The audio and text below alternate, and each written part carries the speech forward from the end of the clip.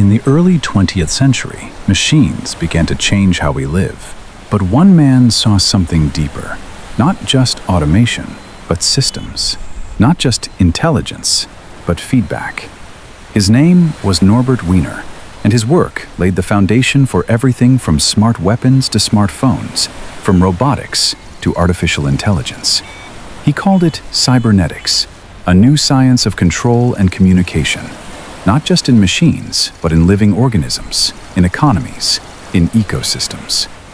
Wiener's ideas would go on to shape how we build, how we compute, how we think, even how we predict behavior in systems too complex to fully understand.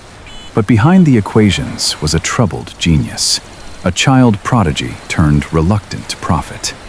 He helped give machines autonomy and spent the rest of his life warning what that could mean. This is the story of Norbert Wiener, mathematician, codebreaker, visionary, and the man who tried to control chaos. In 1904, in Cambridge, Massachusetts, a boy was born into a house that valued intellect above all else. His name was Norbert Wiener. He would become one of the most influential mathematicians of the 20th century, the father of cybernetics, the bridge between biology and machines, and one of the first to seriously warn against the dangers of automated decision-making.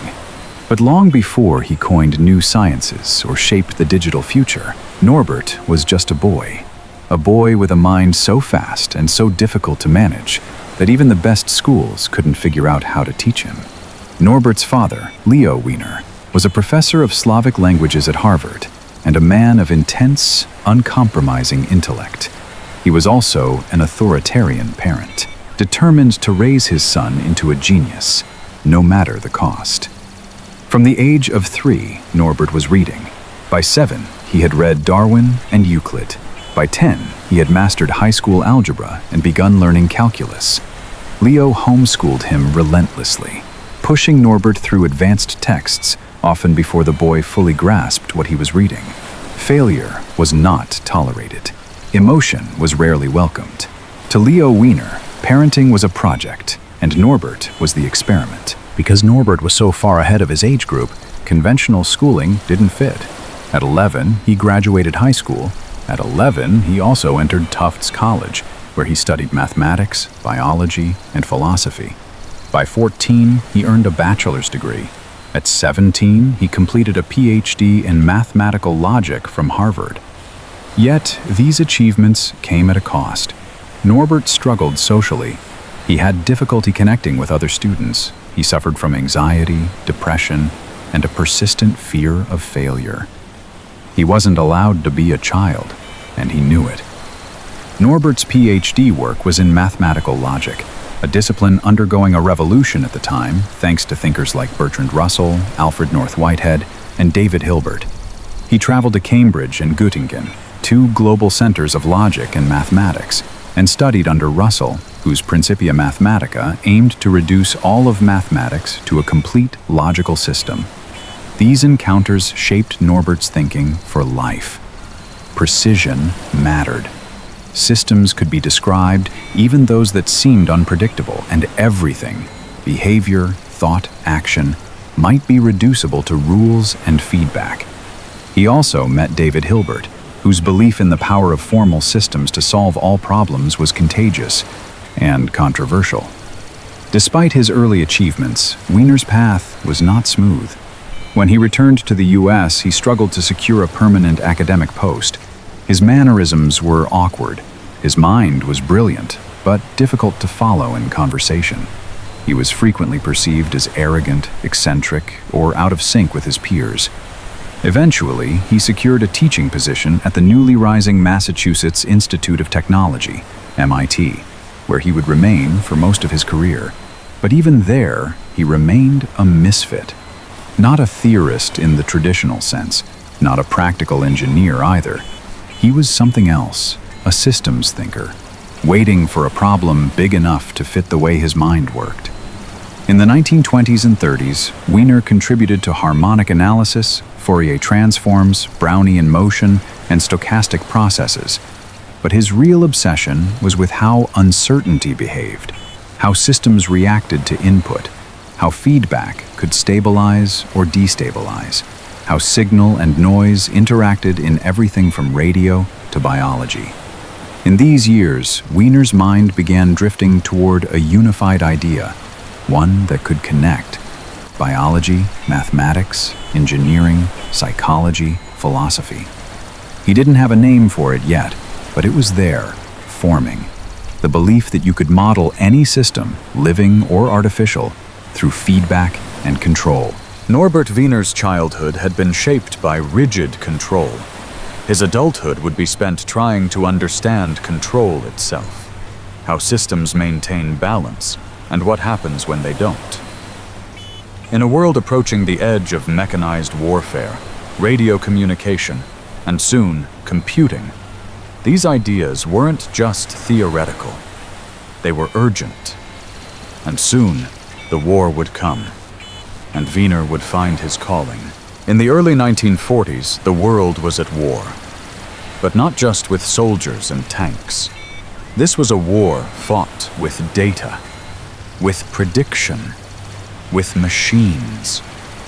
And at its center, quietly working from labs and campuses across America, Norbert Wiener began solving problems that the military couldn't yet define, using ideas no one else could see. He wasn't building weapons. He was building systems. And in doing so, he helped create a new kind of science. During World War II, Allied forces faced a growing problem. Enemy aircraft were becoming faster, more agile, and harder to hit. Anti-aircraft guns had range and firepower, but lacked accuracy. They could only aim based on where a plane was, not where it would be by the time the shell reached it. The question wasn't just how to aim. It was, how do you predict movement in real time under uncertainty? The US military turned to MIT and its radiation laboratory for help.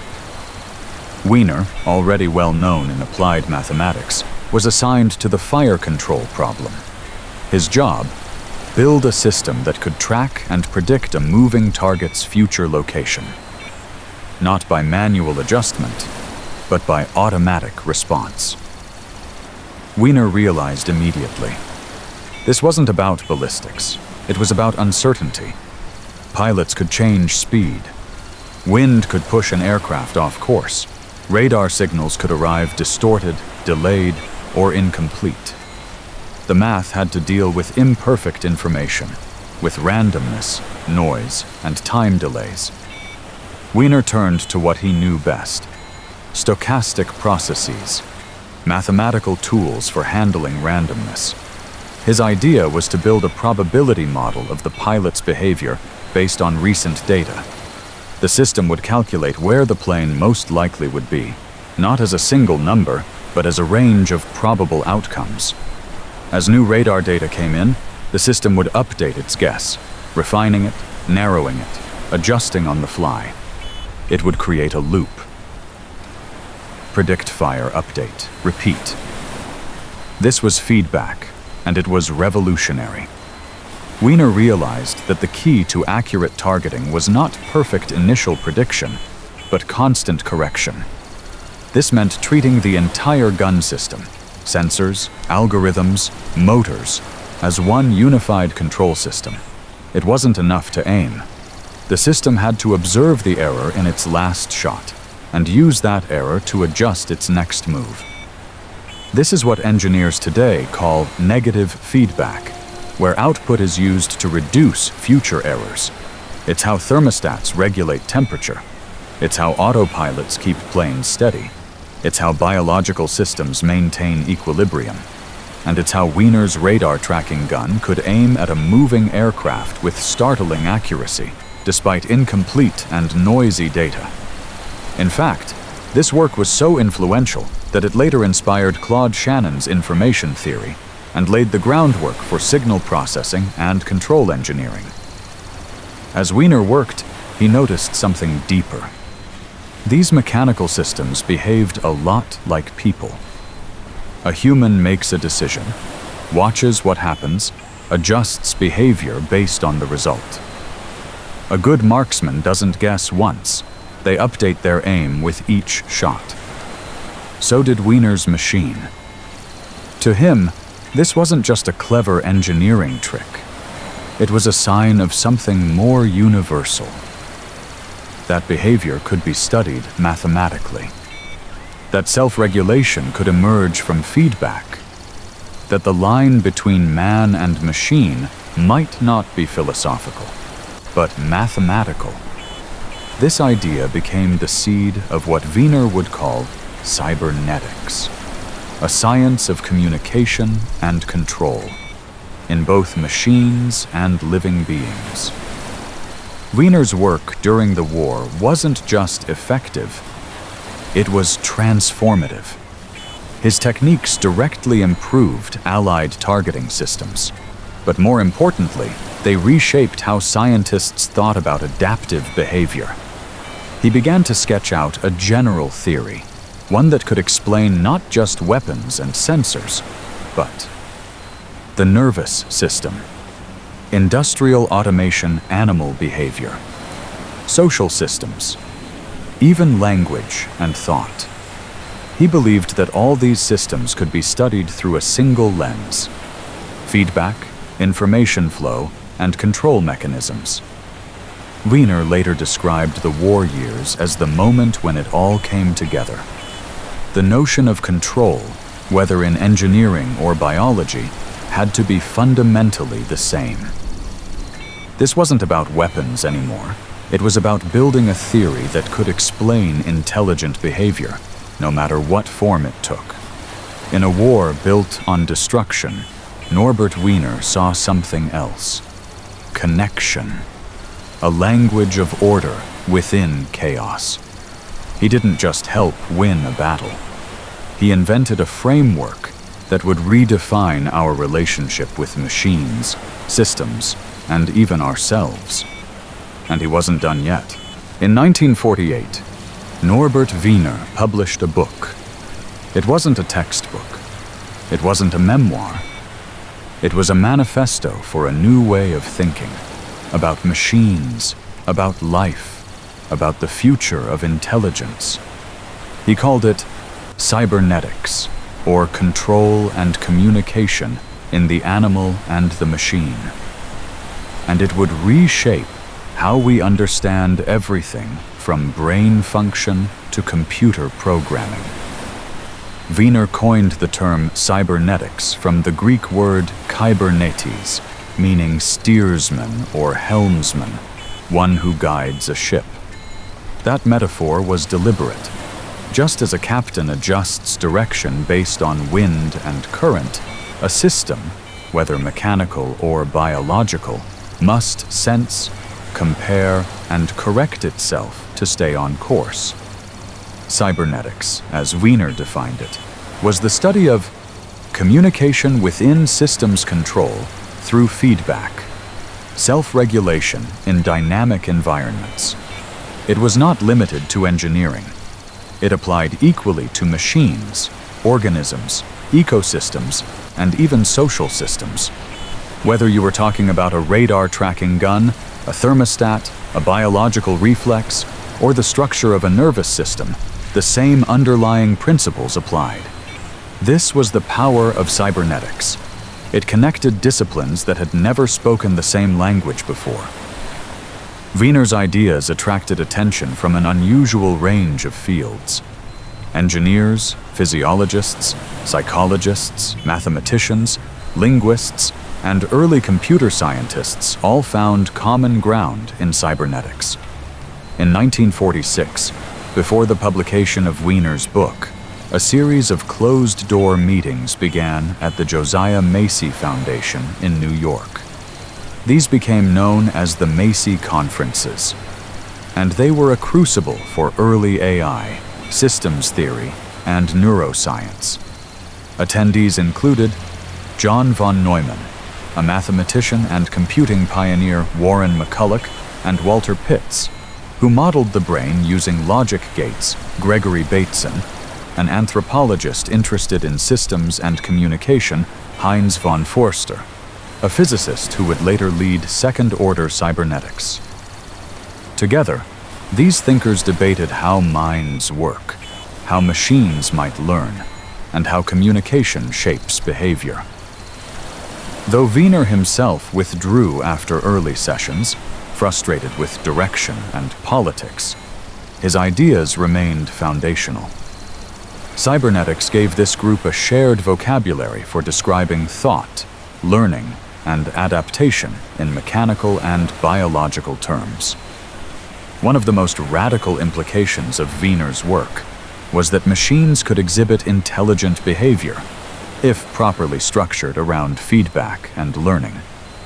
He wrote, "The nervous system and automatic machines are fundamentally alike in that they are devices which make decisions on the basis of decisions they have made in the past." This idea challenged traditional views. It suggested that intelligence wasn't a mystical property, but a consequence of information processing and feedback control. In practice, this inspired early experiments in learning machines, devices that updated behavior based on reinforcement neural networks, attempts to mimic brain structure using electronic circuits, adaptive control systems, tools that could improve accuracy over time without human intervention. It was a step toward what we now call artificial intelligence, not in the sense of consciousness, but in the capacity to adjust, predict, and respond based on data. Wiener didn't believe machines were conscious, but he did believe that brains and machines operated on similar principles. To him, the brain was a communication system, a vast network of feedback loops. It sensed, it processed, it adjusted. It was, in many ways, an organic cybernetic device. Weiner worked with neuroscientists to better understand how the brain used signals, delays, inhibition, and error correction. This was an important shift. It suggested that thought could be analyzed the same way we analyze a thermostat, a missile, or a radio receiver. This idea influenced brain-computer interface research, computational models of cognition, later developments in cognitive science and AI planning systems. Weiner was building a bridge between biology and engineering, between neurons and logic. Cybernetics didn't go unchallenged. Some critics saw it as too abstract, a theory that explained everything, but predicted little. Others feared its political implications. If human behavior could be modeled and controlled like machinery, what did that mean for free will, individuality, or society? Wiener himself became cautious. He refused military contracts after the war, deeply disturbed by the possibility that cybernetics could be used for surveillance, automated weapons, and mechanized warfare. He wrote, "The new industrial revolution is a two-edged sword. It may be used for the benefit of humanity or for its destruction." This ethical stance made Wiener a controversial figure in Cold War-era America. While others chased funding for automation and early AI, Weiner warned of dehumanization, of a world where decisions were made without human understanding. Norbert Wiener had started with a wartime math problem, but what he created was something far bigger. He gave us a way to describe how intelligent systems, biological or artificial, maintain order in the face of chaos. He had given machines a framework for behavior, and in the process had redefined what behavior meant. But as others began to use his work to build machines of control and autonomy, Wiener began to worry. What if feedback loops weren't always corrective? What if the loop ran out of control? By the early 1950s, Norbert Wiener was no longer just a mathematician. He was a public figure, a name in the newspapers, a scientist whose theories had reached beyond laboratories and war rooms, into industry, politics, and society. And while others rushed to embrace the age of automation, Wiener pulled back, because he saw something they didn't. Not just the power of intelligent machines, but their potential consequences. In the post-war boom, automation was rapidly reshaping the American workplace. Assembly lines were getting faster, control systems were becoming smarter, entire tasks, once performed by humans, were being replaced by feedback-driven machines. This was Wiener's work, in action. His theories had helped inspire these advances: closed-loop control systems, automated regulators and servo mechanisms, early machine learning concepts used in industrial control. Factories embraced it, governments funded it, engineers refined it. But Wiener saw beyond the surface, beyond efficiency. He began asking, what happens to the workers, to the social fabric, to the long-term trajectory of human labor? In 1949, Wiener published an essay titled "The Machine Age" in the New York Times. He warned that intelligent machines could eliminate the need for human workers, and that society wasn't prepared. He wrote, "It is perfectly clear that the unemployment produced by such machines will lead to a deadening routine for the worker and the elimination of any real participation in the decision-making processes." In other words, if machines can adapt and correct themselves faster than humans can, if factories need fewer people to run, if decisions can be made by code, then where does that leave human agency? Wiener wasn't anti-technology. He was pro-responsibility. He feared that cybernetics, if used uncritically, would create a society of technocratic control, where decisions were optimized but not understood, and where workers were displaced rather than empowered. Wiener's concerns weren't academic. He made them public. He refused to work on military contracts, especially those tied to guided weapons or autonomous targeting systems. He turned down invitations from defense labs. He gave interviews. He wrote widely. In a 1950 article for Scientific American, he bluntly stated, "If we are to use the great powers of our scientific discoveries for the benefit of humanity, then we must face the problem of the misuse of these powers." He criticized the arms race. He questioned the rise of decision-making algorithms in government and business. He worried about loss of autonomy, surveillance, and ethical drift.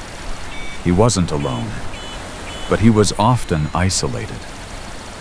Where others saw commercial opportunity, Wiener saw a moral crossroads. Wiener also believed that cybernetic principles had value outside of machines, in human systems. He explored medical applications such as feedback in prosthetics and rehabilitation education, viewing learning as a feedback process between student and teacher. Ecology, where balance was maintained through interdependent feedback loops. Psychology, where disorders could be understood as maladaptive feedback patterns. To Wiener, cybernetics wasn't just an engineering toolkit, it was a philosophy of systems thinking. But this came with a cost. His work didn't fit neatly into any one discipline. And as the Cold War intensified, the US government poured money into AI, missile defense, and surveillance, all areas where Wiener's caution made him a liability. His influence in military circles waned.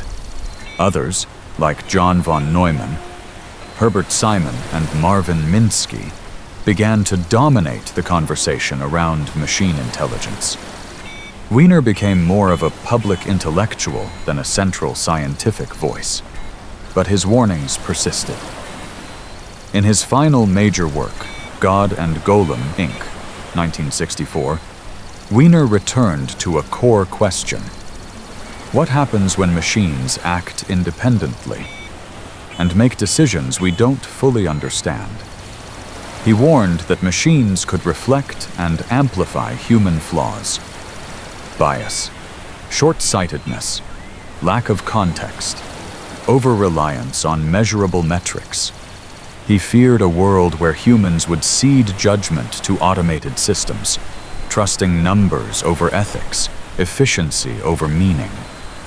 Long before AI alignment became a formal discipline, Wiener asked, "Who controls the controller? And if that controller learns and adapts faster than we do, what then?" Wiener didn't claim to predict the future. He only tried to understand the systems that shaped it. And in those systems, full of noise, signal, feedback, and error, he saw a critical truth. Machines don't just extend human power, they extend human responsibility. And if we don't take that seriously, then what we build might control more than we think. Norbert Wiener died in 1964, but the ideas he left behind are still very much alive. They echo in the algorithms that power modern machines, in the feedback loops that regulate your thermostat and your heart rate, in the systems that guide missiles, financial markets, and self-driving cars, and in the warnings that grow louder as machines make more decisions on our behalf. Wiener's legacy isn't just technical, it's philosophical. After World War II, the field of cybernetics grew rapidly.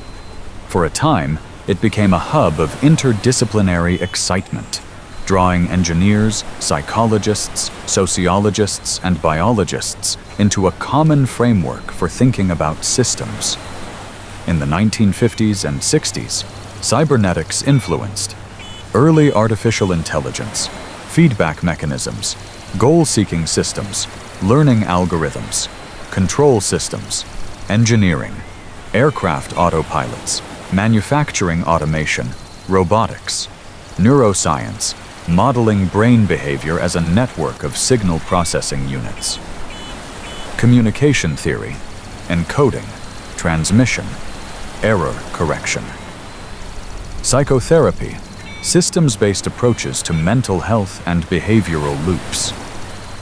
In time, cybernetics fragmented, evolving into more specialized disciplines. AI grew more symbolic and statistical. Control theory became an engineering science. Neuroscience merged with biology and computation. Systems theory branched into ecology, sociology, and organizational behavior. But Wiener's fingerprints remained. Even as the term cybernetics faded in popularity, the cybernetic worldview of systems regulated by feedback, governed by information, and adaptable to change became part of the foundation of modern science and engineering. Though Weiner wasn't directly involved in most early AI labs, his work informed many of their core concepts. Feedback-driven learning, now known as reinforcement learning sensor-actuator loops, essential in robotics communication theory, underlying neural networks and data compression. Signal versus noise, vital in natural language processing and machine perception. Later AI pioneers like Marvin Minsky, John McCarthy, and Alan Newell pushed the field toward symbolic logic and problem solving. But Wiener's influence persisted in areas like adaptive control systems, cyber-physical interfaces, behavioral modeling, ethics and control theory. Modern machine learning techniques, including deep learning, rely on architectures that continuously adjust based on feedback from data, a direct echo of Wiener's principles. Some of the most powerful applications of cybernetics have appeared not in machines, but in human health. Today, cybernetic principles are used in prosthetics, devices that adjust dynamically based on user input, neural interfaces, systems that interpret brain signals to control external hardware, cardiac pacemakers, devices that regulate heartbeat using closed-loop feedback, rehabilitation robotics, machines that adapt to a patient's changing ability levels, systems, biology, modeling how cells, proteins, and genes regulate one another. Wiener's belief that biology and machines share common principles has been borne out across multiple fields. His vision of a science that could explain both nerves and circuits is now embedded in biomedical engineering, bioinformatics, and even mental health treatment models.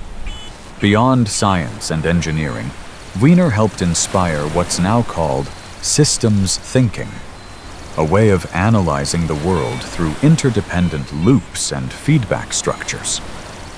Today, systems thinking is used to address climate change, global supply chains, economic instability, social policy, and behavioral science, crisis response, and disaster planning. It's also the backbone of cybersecurity, network design, and organizational strategy. In a world defined by complexity, Wiener's tools have become indispensable. He gave us ways to see structure in chaos, to understand how parts influence wholes, and how feedback can stabilize or destabilize entire systems. Perhaps Wiener's most lasting impact is not in what he built, but in what he warned. He understood early on that the systems we design, if left unchecked, may evolve in directions we don't anticipate. His key ethical concerns remain at the center of today's AI debate. Autonomy versus control. Who decides what an autonomous system does? Who sets its goals, and what happens if they conflict with human values? Human displacement. As automation spreads, how do we protect workers and societies from economic dislocation? Accountability. If a machine makes a harmful decision, who is responsible? The designer? The operator? The algorithm? Surveillance and coercion. How do we ensure feedback systems aren't used to manipulate behavior at scale, through ads, algorithms, or state surveillance? Wiener's voice still resonates in papers on AI alignment, algorithmic fairness, and autonomous weapons. In a sense, he was the first AI ethicist. Long before the term existed, Norbert Wiener never chased fame. He wasn't a builder of machines. He wasn't a prophet of consciousness. He was a mathematician who saw that behind every system, every decision, every machine, there was a loop of cause and effect, of signal and response, of power and consequence. He taught us that intelligence is not just found in the brain, but in how we react, adjust, and learn. And that the more powerful our systems become, the more human judgment must rise to meet them. Norbert Wiener didn't live to see artificial intelligence as we know it today. He never witnessed deep learning, or autonomous vehicles, or language models that write essays. But he understood, long before most, what the stakes would be. That the more complex our systems become, the more fragile our assumptions about control, purpose, and responsibility become too.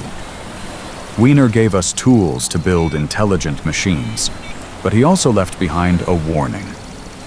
Intelligence without understanding is not progress. It's risk. So much of the world now runs on algorithms, on data that loops through decisions we don't always see. And maybe the most important feedback loop is the one that reminds us to stay human in the face of systems that feel anything but. If you've made it this far, thank you for spending time in the past with us, where so many of the questions we face today first began. If you enjoyed this episode, consider sharing it with someone who loves history, technology, or those rare stories that don't quite fit in a textbook. And if you'd like to keep traveling through time with us, subscribe, leave us a thought in the comments, or tell us which mind you'd like to explore next. Until then, keep thinking in systems, and we'll see you in the next one.